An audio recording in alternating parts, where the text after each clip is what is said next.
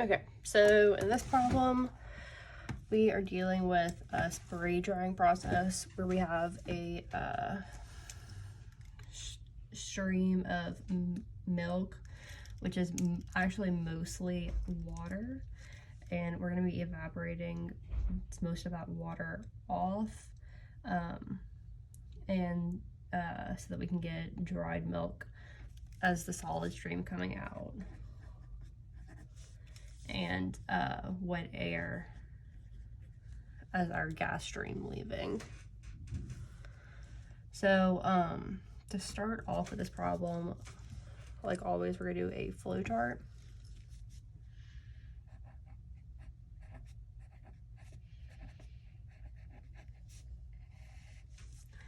And then so our flow chart's gonna look like this. So we have this stream M1 entering, and that is our milk stream, and that stream is 70% water and then 30% solids by weight. And then this next stream entering is an air stream, and that stream enters at 167 Celsius, and then -40 centimeters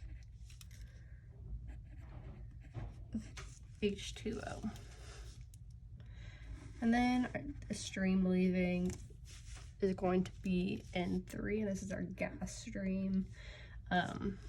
This is our saturated water, so it's 12% water. Yeah, 12% water on a molar basis. And this is on a weight basis. And 88% air, dry air. And then we also have the stream M4 leaving,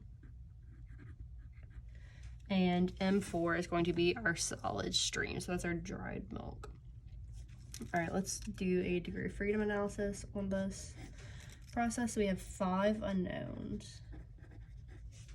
Those unknowns are going to be M1 into V2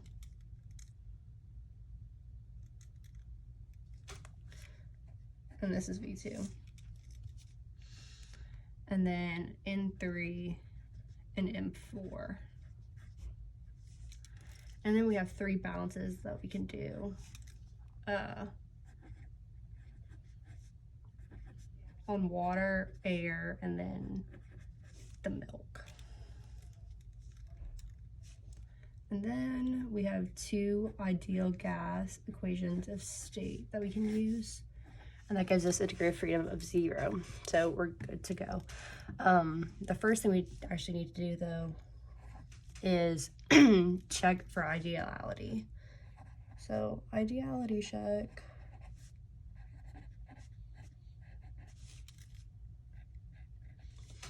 All right, ideality check is going to be RT over P, or molar volume, and that is going to be equal to 0.08206 times our temperature, which is 83 plus 273 exponent Kelvin, which is 356 Kelvin, over 1 ATM,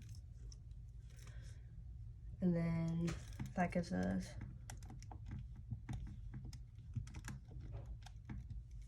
29, which is checked out for ideality. So we're good to go, and go ahead with that assumption. And let's go ahead and find N3. So to find N3, we're going to use the ideal gas law. So N3 is going to be equal to PV over RT. And that is going to be, so 1 ATM So that's our pressure over, what is it? 83 plus 273. Oh, I just had that there. 356 Kelvin. And then our V is 311 meters cubed.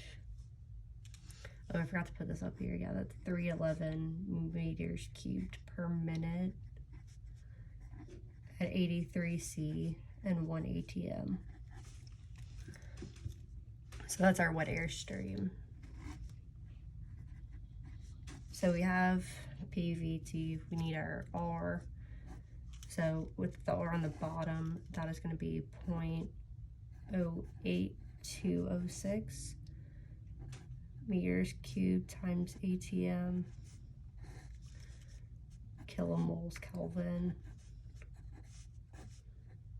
And when you multiply all that out, we end up getting that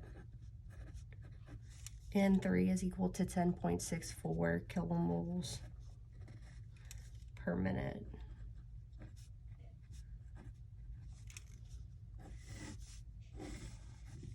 Okay, so we got N3. Now we're gonna go ahead and do a water balance, and we're gonna get N1 from that.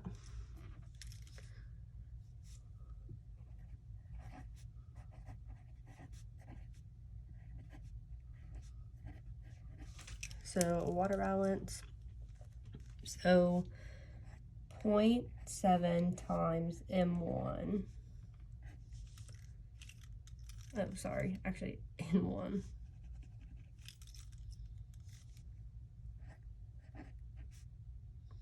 Is going to be equal to 0.12 times 10.64, which is N3. So that gives us so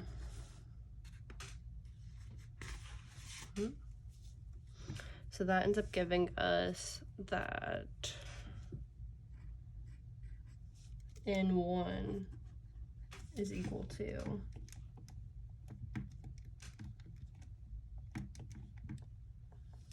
1.824 kilomoles. But we need that in terms of mass, so we need M1.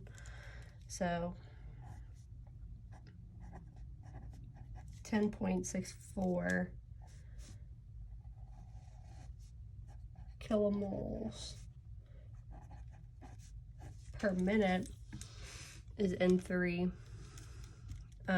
times 0.12 kilomoles of water per kilomole times molecular weight, 18.02,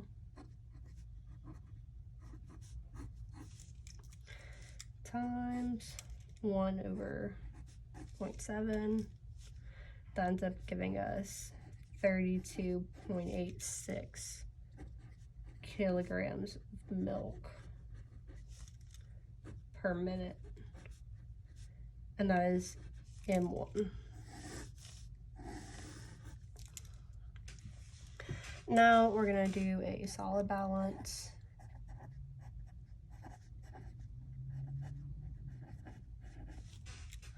And our solid balance is just gonna be 0.3 times M1 is gonna be equal to M4.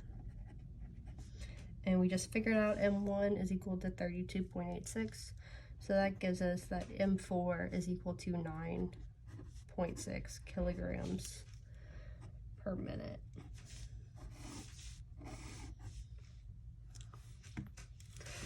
Now we're gonna do a dry air balance.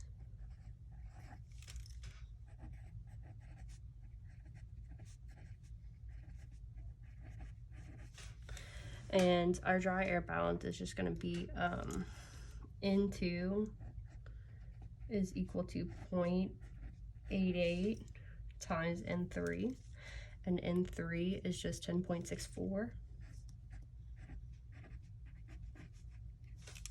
So we get that N2 is equal to 9.36 kilomoles of air.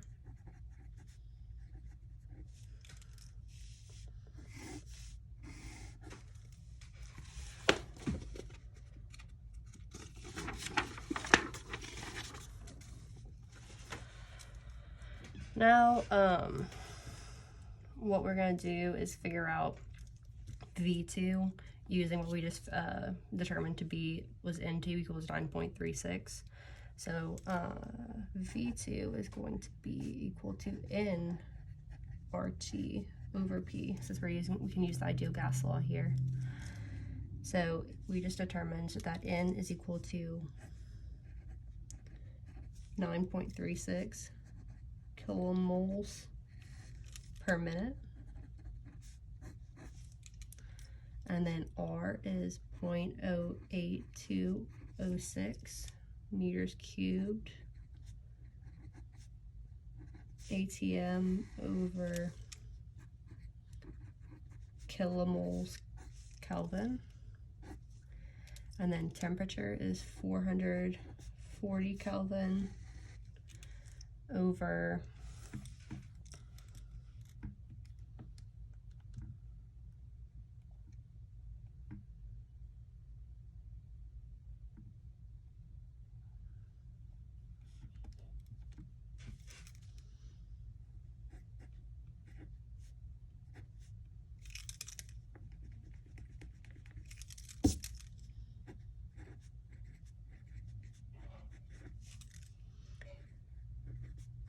centimeters of water. And then that's 1,033. And then there's 1,033 centimeters of water per ATM. And that ends up giving us that V2 is equal to 352 meters cubed of air per minute. So we got V2. Now we are going to find what is it? The upward velocity of air at the bottom of the dryer. So what did they give us here for us to determine that? Okay, we have V of air. Do we have the area? Oh yeah, 6. Yeah, they did give us the dimensions first to get the area. So we're going to find the velocity of the air. So the velocity is going to be equal to the volumetric flow rate over the area that it's going to, the cross-sectional area that it's going through. And like the units of that are going to look like meters cubed per second, because that's your volumetric flow rate, over meters squared, and that ends up giving you meters per second, which is your velocity. So we have 352 meters cubed per minute, and then 1 minute has 60 seconds. Put that into seconds, and then we're going to divide by the area, which could be pi over 4 times 6 meters squared, and that ends up giving us a velocity of 0.12 meters per second for the air.